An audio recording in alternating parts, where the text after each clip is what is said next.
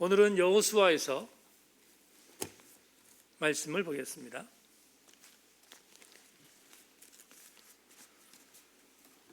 구약성경 여호수아 주보에 있는 대로 24장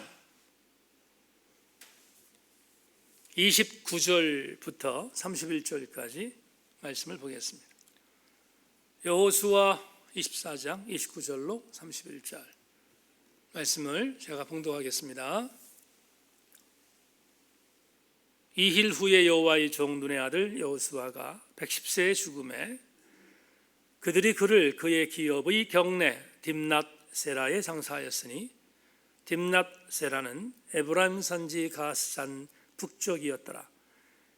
이스라엘 여호수아가 사는 날 동안과 여호수아 뒤에 생존한 장로들 곧 여호와께서 이스라엘 위하여 행하신 모든 일을 아는 자들이 사는 날 동안 여호와를 섬겼더라. 아멘. 아멘. 예, 하늘 소망 찬양 한번 드리고 말씀 나누죠.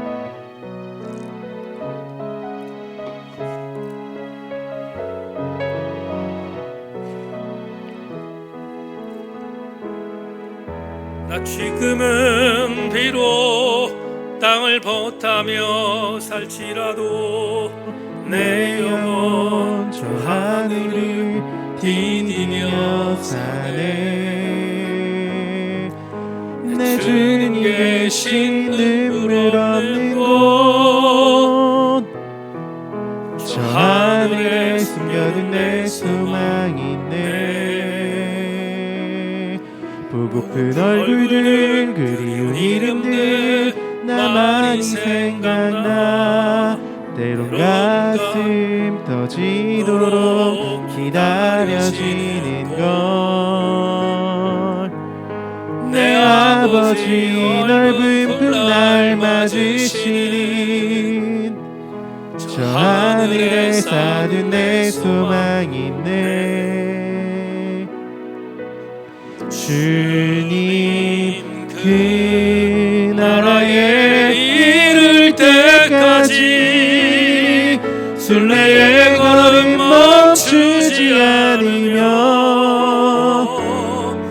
어떤 시련이 와도 나 두렵지 않네. 주와 함께 걷는 이 길에 나 지금은 비록 땅을 벗하며 살지라도 내 영혼 저 하늘을 디디며 사네. 내 주님 계신 눈물 없는 곳, 저 하늘에 숨겨둔 내 소망이 있네. 보고픈 얼굴들 그리운 이름들 나만이 생각나.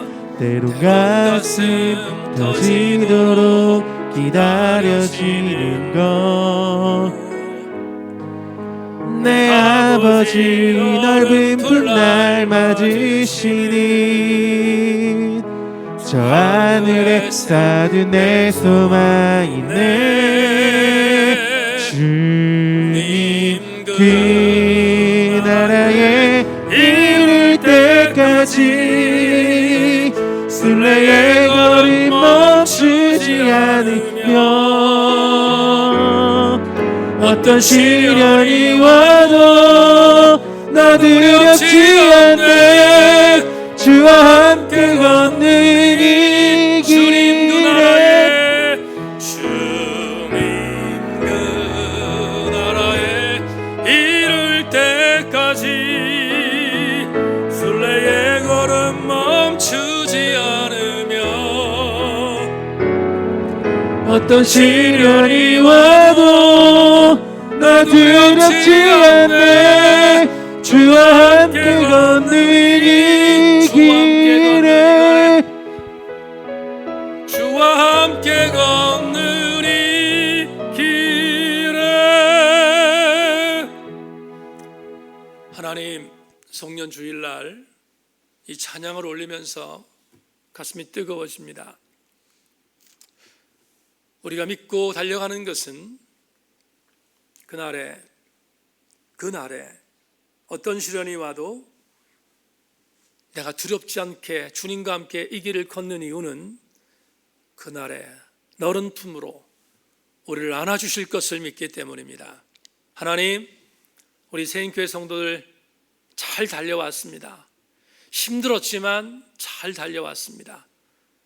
격려해 주시고 위로해 주시고 또 안아주시고 그리고 은혜 안에 서게 하여 주옵소서. 오늘도 하나님의 은혜를 기대하는 교우들 가정의 세배를 드리고 있습니다. 따뜻하게 말씀으로 격려하여 주시옵소서. 말씀을 기도하는 가운데 준비했습니다. 우리 교우들 따뜻한 마음으로 말씀 잘 받고 힘없게 하여 주시옵소서. 함께 하실 주님을 기대하고 예수 그리스도의 이름으로 기도하옵나이다. 아멘. 우리 가정에 있는 교우들 말씀에 기대를 거십시다. 인사하겠습니다. 말씀에 기대를 거십시다. 예, 기대 거십시다.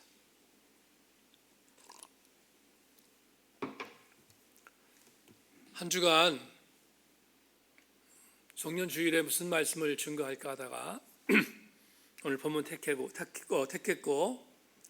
끝이 아름다워야 합니다. 이런 제목을 정했습니다.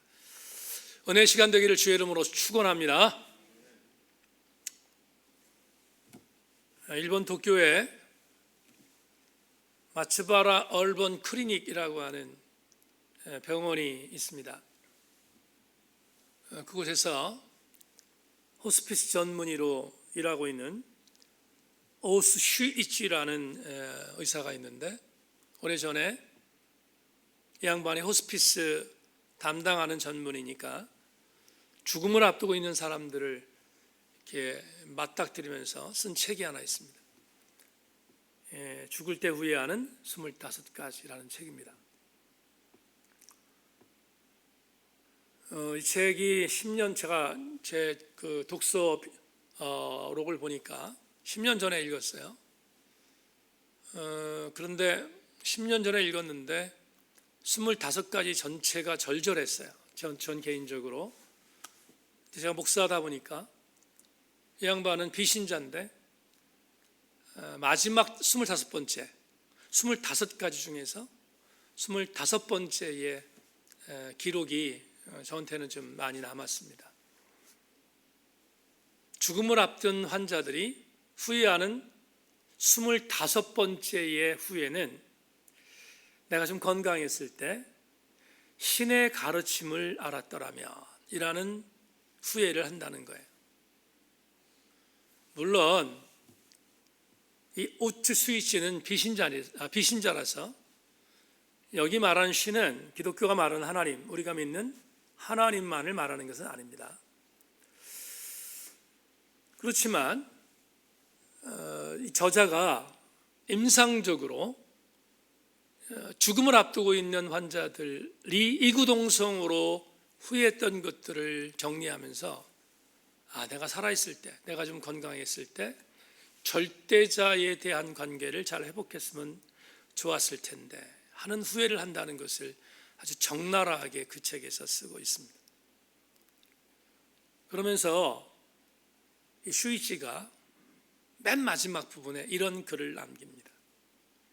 인간은 영적인 존재라는 사실을 아무쪼록 잊지 않기를 바란다.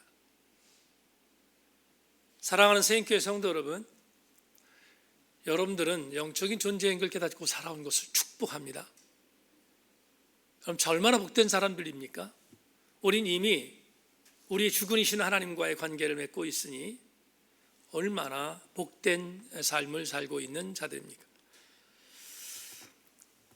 2010년 2월 5일 날 이 책을 읽었어요. 제가 제 독서록에 보면 나와 있습니다. 그러니까 2010년이면 지금부터 10년 전이잖아요. 제 나이로 지천명에 막 넘어선 그때 이 책을 읽었어요. 50대 읽었는데 이제 제가 10년 지났으니까 이순의 나이에 있습니다. 그리고 오늘 설교를 위해서 이 책을 끄집어내고 그리고 한번 복귀해서 봤어요. 10년 지났습니다. 저는 목사로 사는 사람이니까 매번 그런 생각을 갖고 살긴 합니다만은 두 가지를 생각했습니다. 지난 10년 동안 나는 영적인 존재인가를 얼만큼 치열하게 질문하고 살았을까? 나는 영적인 존재로서 얼만큼 더 세밀하게 관심을 갖고 살았을까? 그러다가 여러분들에게 한번 적용해 보고 싶었습니다. 여러분은 지난 10년 동안 얼만큼 치열하게 영적으로 살았습니까?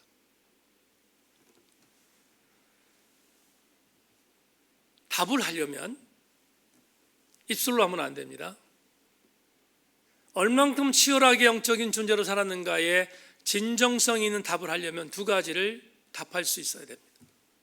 두 가지를 답할 수 있어야 합니다.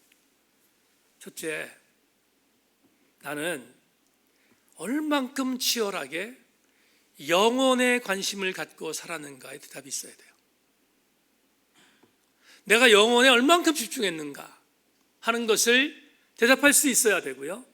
두 번째, 여러분 잊어버리면 안 됩니다. 또 복귀해야 됩니다.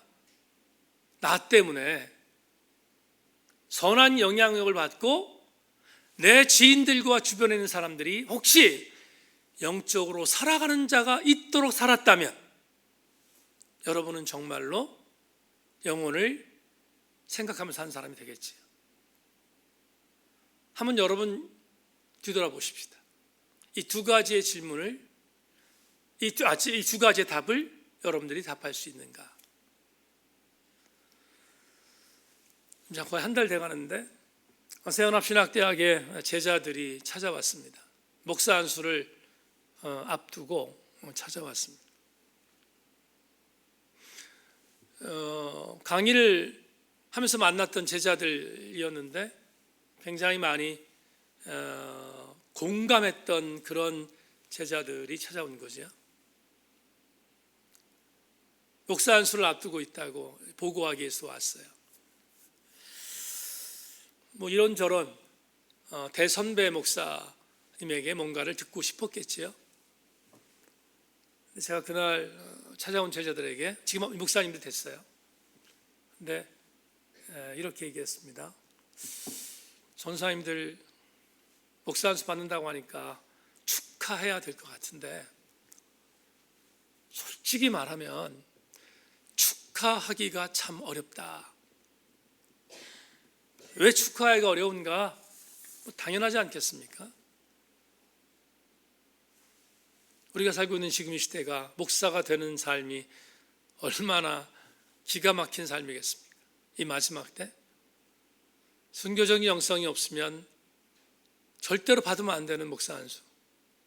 그걸 받는다고 하니 안쓰럽기도 하고 축하는 해야 되겠는데 제가 뼈 있는 말 한마디 했습니다. 전사님들 안수 받고 지금도 마찬가지지만 안수 받고 해야 할 일 한 가지를 좀 말하고 싶다 했던 말이 뭐냐면 목사한테 이게 굉장히 공격적인 말일지 모르지만 또 이렇게 말을 할까 할지 모르겠지만 저는 그 제자들이 다 알고 있을 거로 믿고 얘기했습니다. 전사님들 안수 받고 예수 잘 믿는 목사님들 되라고. 목사님 예수 잘 믿는 거 아닌가요? 당부했어요. 예수 잘 믿는 목사들 되라고. 이 친구들 중에서 안수 받고 저한테 SNS로 보고했던 보고가 한번 저에게 이렇게 SNS 통해서 왔는데 한 목사님이 이렇게 보냈습니다. 목사님 예수 잘 믿는 목사 되겠습니다. 이렇게 왔어요. 굉장히 기뻤어요. 왜냐하면 뭔가를 말해 주었는데 그 말해 준 것을 곱씹었으니 얼마나 제가 기뻤겠습니까? 여러분은 한마디를 하면 한마디를 받은 그 대상이 함께 영적으로 동화되는 지체가 있습니까? 한번 동서남북을 뒤돌아보십시다. 오늘 본문은 눈의 아들 여호수아, 우리 잘 아는 여호수아가 110세가 돼서 열조에게로 돌아가는 것을 보고하는 신명기 역사서입니다. 110세가 된 여호수아가 그의 좀 이따 말씀드리겠지만 유일한 기업이었던 딥낫세라의 장사 지내는 보고가 오늘 본문입니다. 그런데 제가 좀 주변적인 얘기를 하겠습니다. 이 여호수아 24장 이전에 어떤 일이 있었습니까? 23장을 보면 세겜이라고 하는 어떤 우리로 말하면 여호수아의 영적인 고향이에요.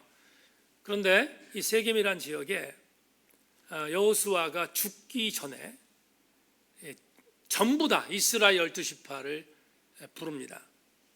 대규모 성회를 열어요. 우리가 이것을 뭐라고 하냐면 세겜 성회다 이렇게 말하거든요. 대규모 성회를 엽니다. 근데 왜 이 성회를 열었는가 하면 이 성회의 성격은 요즘으로 말하면 진짜로 이게 상투적인 말 같지만 심령대부흥회였어요. 왜 심령대부흥회였는가 하면 여호수아는 이미 알았거든요. 뭘 아냐면 본인이 죽고 나서 가나안 땅을 좀 점령해가지고 12지파에게 땅을 완전하지는 않지만 분배했거든요. 그런데 본인이 죽고 나면 이 가나안 땅에서 땅을 분배받은 12지파가 타락할 것을 알고 있었거든요. 그러니까 얼마나 마음이 아팠겠어요, 여호수아가. 어쨌든 간에 이걸 막아야 되겠는데, 그래서 영적으로 재무장하도록 만들기 위하여 세겜으로 12지파를 모이게 만든 거예요. 그리고 직접 강사로, 오늘날로 말하면 직접 강사로 부흥회를 열었어요. 그리고 설교를 합니다. 23장에서부터 쭉 설교를 하는데 그 설교의 내용이 이거예요. 뭐냐면 첫째, 아브라함, 이삭, 야곱, 우리 선조들이잖아요. 우리 선조들이 어떻게 우리가 여기까지 오게 된 그 과정 속에서 어떠한 삶을 살았는지, 아브라함과 이삭과 야곱과 요셉의 족장 역사를 쭉 설명합니다.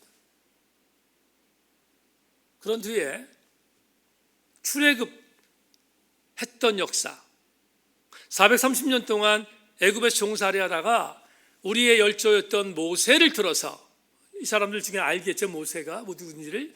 그런데 모세를 들으셔서 애굽을 탈출하게 만들었던 기가 막혔던 드라마틱한 현장에 대한 역사를 보고합니다. 부흥회에서 지금 설교하는 거예요. 그럼 마지막 세 번째, 자기 얘기를 합니다. 어떤 얘기를 합니까? 여러분, 가나안에 우리가 들어왔습니다. 그런데 가나안에 들어와서 여기까지 오게 된 과정, 은혜였지 않습니까? 하는 생각을 갖고 성회에서 본인과 모세를 들어서 역사하셨던 하나님의 은혜를 증거합니다. 이 세 가지의 굵직한 역사의 보고를 했던 여호수아가 설교의 말미에, 오늘 본문이죠, 설교의 말미에 세겜에 모여있는 12지파의 이스라엘 공동체를 향해서 결단하는 메시지를 전해요. 그 결단한 메시지가 그 유명한 여호수아, 오늘 읽지 않았지만 여호수아 24장 14절 15절, 이게 굉장히 유명한 구절이라서 여러 번 말씀드렸는데 한번 복기하겠습니다. 그러므로 이제는 여호와를 경외하며 온전함과 진실함으로 그를 섬기라. 너희 주상들이 강 저쪽과 애굽에서 섬기던 신들을 지어버리고 여호와만 섬기라. 만일 여호와를 섬기는 것이 너희에게 좋지 않게 보이거든 너희 주상들이 강 저쪽에서 섬기던 신들이든지 또는 너희가 거주하는 땅에 있는 아모리 족속의 신들이든지 너희가 섬길 자를 오늘 택하라. 오직 나와 내 집은 여호와를 섬기겠노라 하니. 단호했습니다. 이미 가나안 땅에 정착해 있는 이스라엘 백성들이 요동하는, 영적으로 무너지는, 가나안에 있었던 바알과 아세라를 섬기는 일들, 아모리 족속들이 섬기던 신들을 섬겼던 일들, 7 족속들이 섬겼던 우상들을 섬겼던 것들을 기웃거리는 것을 보고 있었던 여호수아는 용납할 수 없었어요. 부흥에서 이렇게 말합니다. 섬기려면 섬겨라. 너희들이 일곱 족속들의 우상들을 섬기려면 섬겨라. 근데 여호수아가 말합니다. 나와 내 집은 여호와 하나님만을 섬길 거다. 이렇게 강력하게 선포합니다. 그러자 여호수아의 설교가 감동이 있었든지 아니면 군중심리였든지 모르겠지만 저는 궁중심리적으로 많이 해석하는데 곧바로 반응합니다. 이 이스라엘 12지파의 사람들이 반응하는데 이어지는 24장 16절 17절 백성이 대답하이로되 우리가 결단코 여호와를 버리고 다른 신들을 섬기지 아니하오리니 이는 우리 하나님 여호와께서 친히 우리와 우리 주상들을 인도하여 애굽 땅 종되었던 집에서 올라오게 하시고 우리 목전에서 그 큰 이적들을 행하시고 우리가 행한 모든 일과 우리가 지나온 모든 백성들 중에서 우리를 보호하셨으며 여호와께서도 모든 백성과 이 땅에 거주하던 아모리 족속을 우리 앞에서 쫓아내셨습니다. 그러므로 우리도 여호와를 섬기리니 그는 우리의 하나님이시니이다 하니라. 얼마나 폼나는 고백합니까? 폼나잖아요.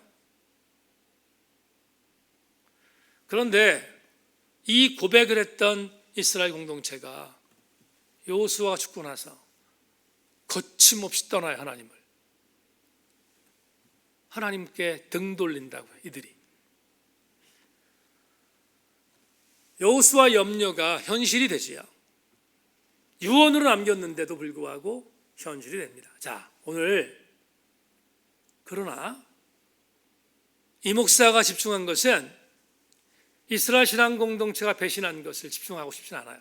오늘 설교의 논외입니다. 그것은 오늘 여러분과 함께 교통 정리하면서 집중하고 싶은 것은 오늘 본문이에요.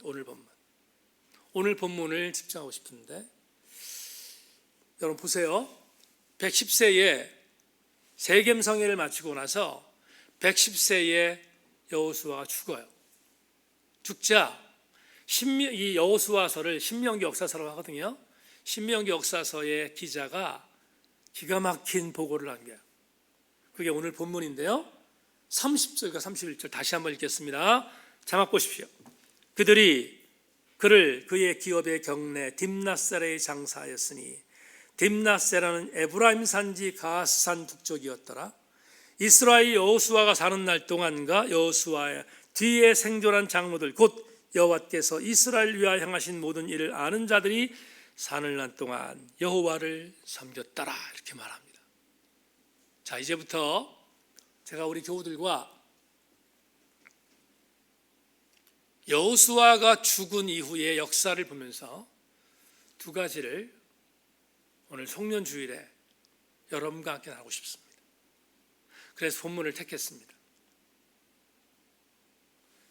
첫 번째, 아무리 생각해봐도 여호수아는 끝이 아름다웠는데 이 인생의 끝에서 그가 죽었잖아요. 죽었는데 그와 함께 있었던 여러 지인들과 그리고 여러 사람들이 남겨놓은 기록을 보면 두 가지에 대한 교훈이 본문에 있습니다. 첫째, 끝이 아름다우려면 끝이 해피엔딩이 되려고 한다면 반드시 할 것이 있다. 뭐냐? 하나님 앞에 성실해야 합니다. 무슨 얘기인지 설명하겠습니다. 우리 너무 잘 아는 여호수아 1장을 한번 돌아가 보죠. 여호수아 1장 1절 여호와의 종 모세가 죽은 후에 여호와께서 모세의 수종자 눈의 아들 여호수아에게 말씀하여 이르시다. 이 구절을 보면 여호수아의 별명이 나와요. 별명이 뭡니까? 이렇게 나오잖아요.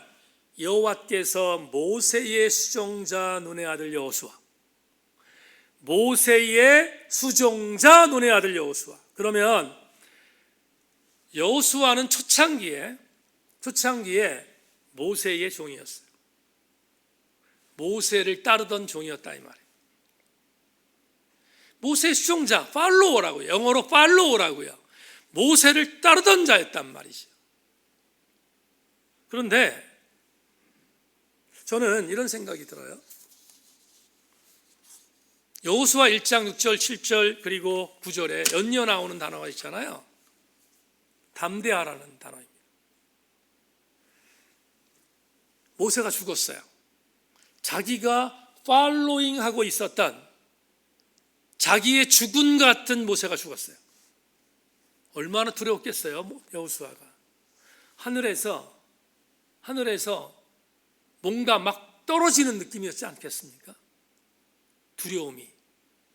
그런데 여호수아 1장 6절, 7절, 9절 세 번에 걸쳐서 주님이 그렇게 떨고 있는 여호수아에게 이렇게 말합니다. 담대하라. 세 번에 걸쳐서 담대하라. 충분히 이해되죠? 얼만큼 여호수아가 두려워 떨고 있었는지. 담대하게 하라. 주님이 함께 하신다는 거예요. 주님이 함께 하신다고 하는 담대함을 주신 이후에 여호수아는 사역 감당합니다.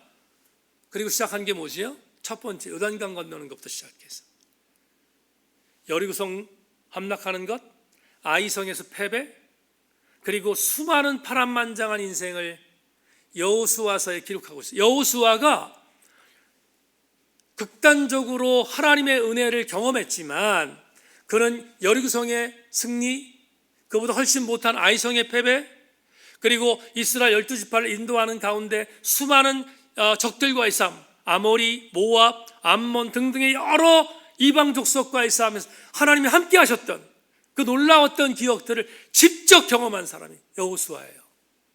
그래서 저는 이렇게 표현해요.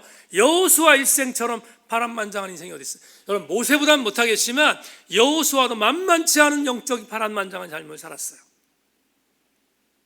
그리고 그렇게 꿈에도 그리던, 모세도 이루지 못했던 가나안에 입성해서 가나안의 12지파에게 약속한 12지파에게 땅을 기업으로 허락합니다. 분배까지 했어요. 물론 완벽한 정복은 아닙니다. 우리 크로스 8기생들이 공부했지만 완벽한 정복은 아니었어요. 그렇지만 하나님께서 꿈에도 그리던 그렇게 약속해 줬던 가나안 땅에 들어와서 12지파의 땅을 분배까지 한 뒤에 그는 열조에게 돌아가잖아요.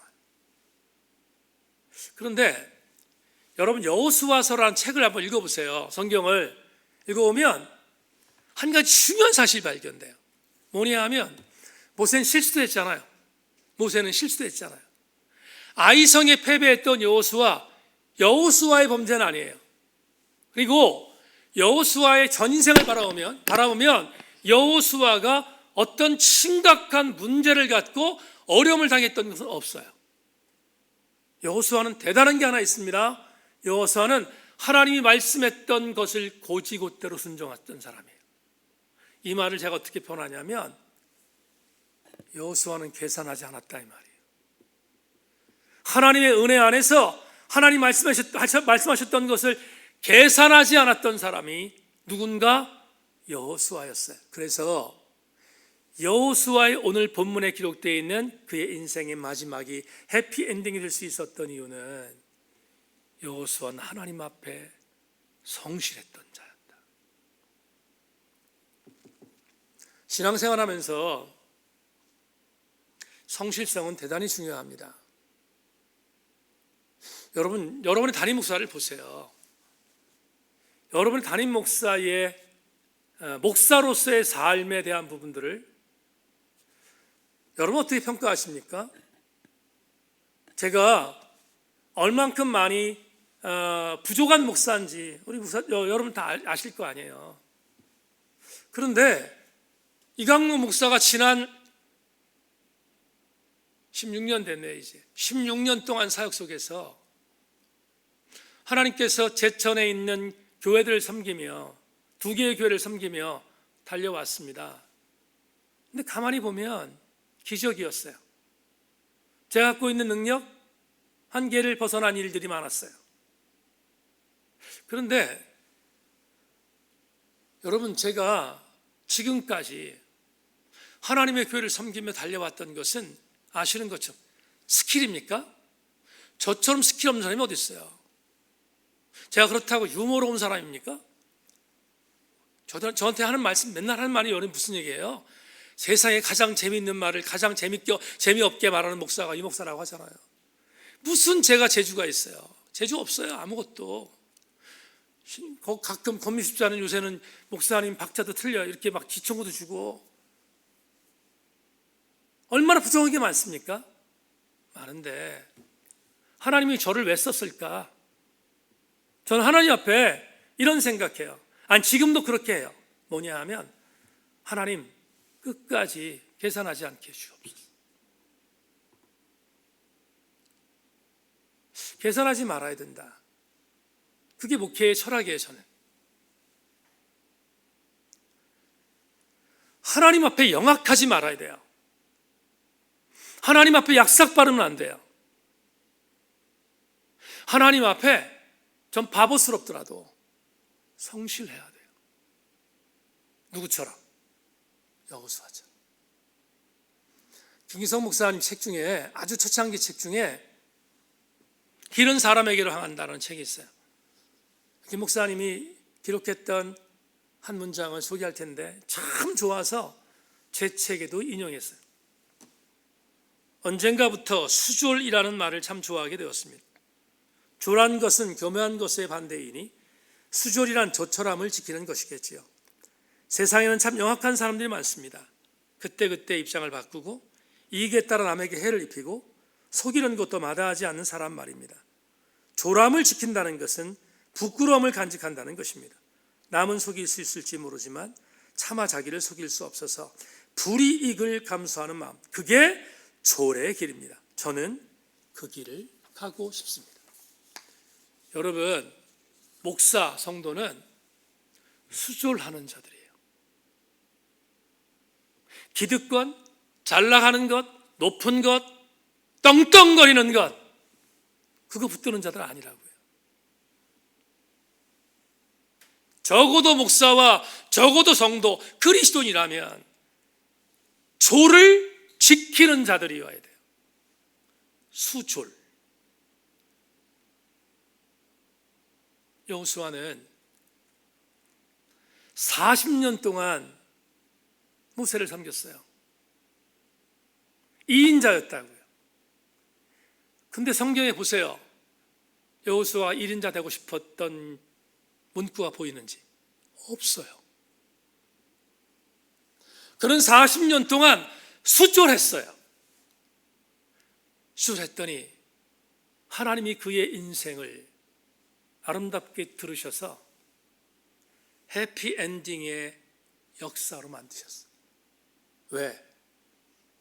놀라운 것이 있습니다. 여호수아 1장 1절에는 뭐라고 되어 있습니까? 모세의 수종자 여호수아잖아요.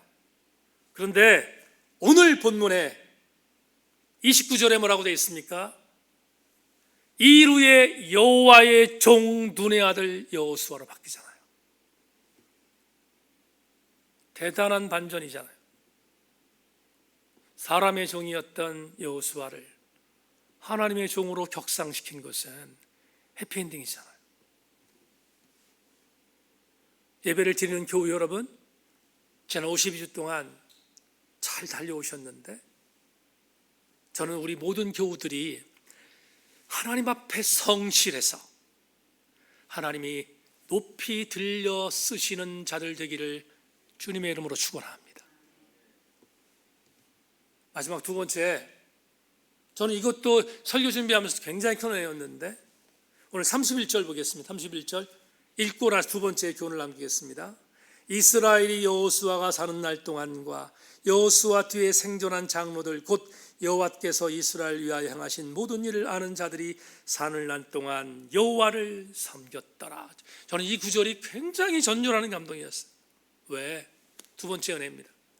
끝까지 영적인 선한 영향을 남긴 자가 여호수아였기 때문이에요.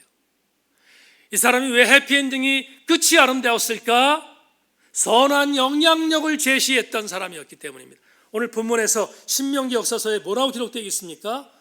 여호수아가 죽은 뒤에 무슨 시대가 이루어져요? 사사시대가 이루어지잖아요. 다른 말로 표현하면 흑암기였어요. 영적인 흑암기, 랜덤 에이지였잖아요. 막 사는 시대였다고요. 그런데 여호수아가 죽었어요. 죽었는데 조금 전에 얘기했죠. 첫 번째 말할 때 수많은 이스라엘 백성들이 가나안의 우상들을 섬기며 타락합니다. 그래서 사사시대가 이루어져요. 근데 놀라운 보고가 있잖아요. 무슨 보고가 있습니까? 여호수아와 관계에 있었던 사람들은 여호수아가 죽었지만 여호수아가 죽은 이후에도 여호와를 섬기는 일을 중단하지 않았다, 이렇게 표현하잖아요. 누구의 영향력입니까? 여호수아의 영향력이죠. 여호수아가 죽은 이후에도 적어도 자기들이 죽을 때까지 여호수아가 섬겼던 그 하나님을 잘 따랐던 장로들 그리고 지인들이 있었음을 신명기 역사서의 역사가들이 보고하는 것은 대단한 감동입니다. 제가 여러분에게 얘기했죠. 설교의 서두에 내가 영적으로 관심 갖고 있는 사람입니까? 를 질문할 때 두 번째 답 뭐였습니까? 나 때문에 영향력을 받고 있는 사람이 있는가를 찾아보십시오. 여호수아는 죽었어요. 그런데 여호수아 때문에 신앙을 팔지 않았던 사람들이 있었잖아요. 몇 년 전에 휴가 때 베트남을 갔다 온 적이 있습니다. 베트남을 갔는데 가이드가 호치민 생가를 데리고 왔습니다. 그리고 가이드의 말이 기억이 나는데 지금도 베트남 사람들은 지금의 베트남은 권력이 집단 권력이 공산당이 집단 권력이거든요. 근데 그때 가이드가 이런 얘기합니다. 지금의 집단 권력들은 얼만큼만 타락했는지 모른다고, 부패했는지 모른다고.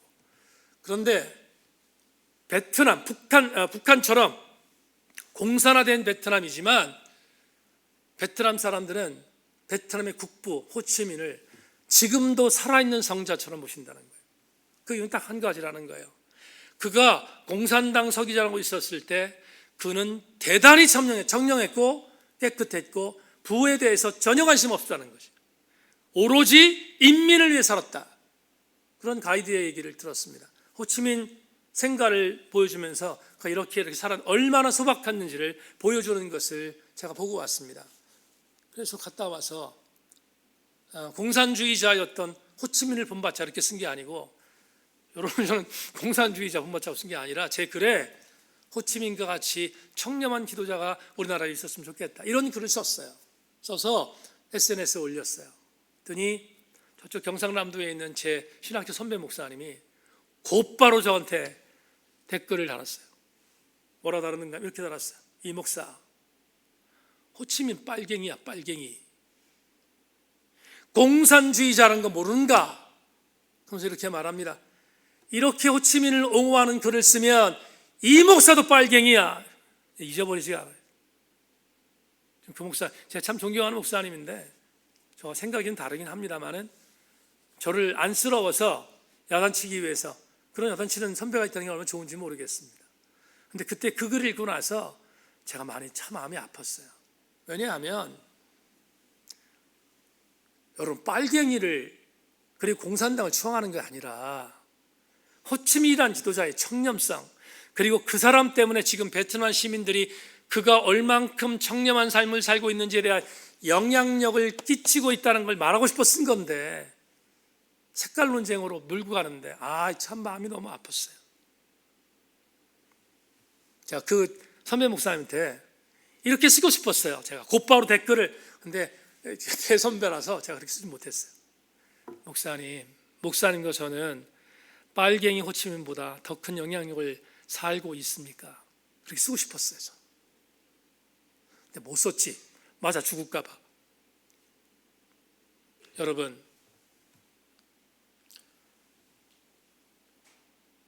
아브라함 조수아 헤셀이 이런 말을 했어요. 사람은 원본으로 태어났다.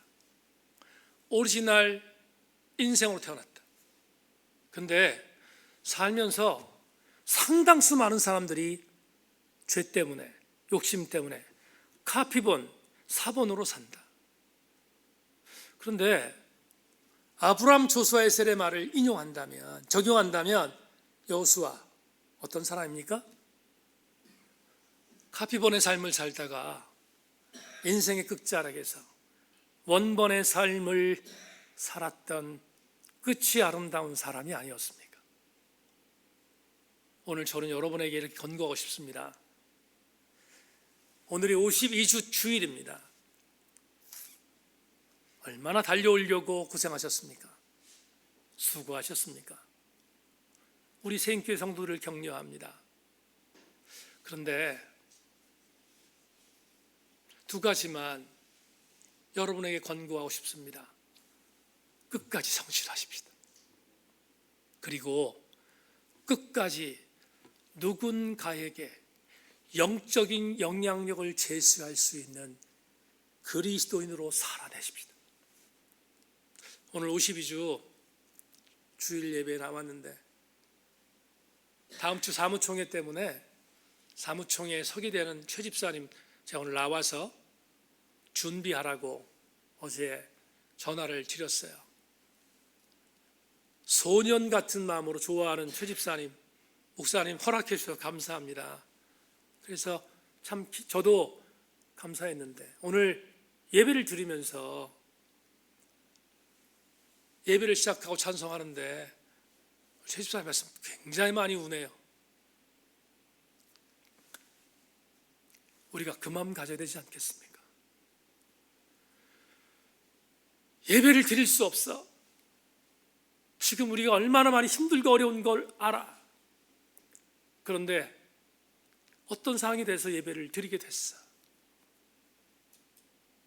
얼마나 감사합니까?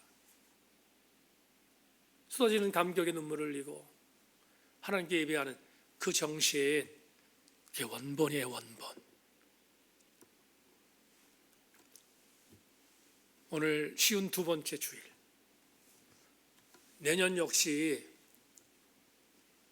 만만치 않을 것 같아요. 하지만 우리 모두와 함께 성실하게 주를 섬기고 은혜로 주님 앞에 끝까지 선한 영향력을 제시할 수 있는 그리스도인의 삶을 산다면 우리는 하나님께서 강복하실 것입니다. 우리 모두가 이 은혜의 주인공들 다 되기를 주님의 이름으로 소망합니다. 찬송합시다. 301장.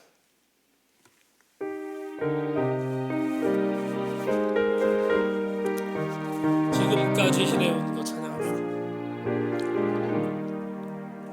지금까지 지내온 주의 크신 은혜라 하리요 주의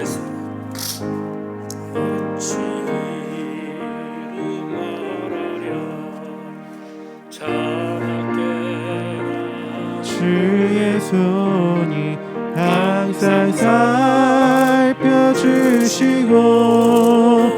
모든 일을 주 안에서 형통하게 하시네. 몸도 맘도 연약하나 세임받아 살았네.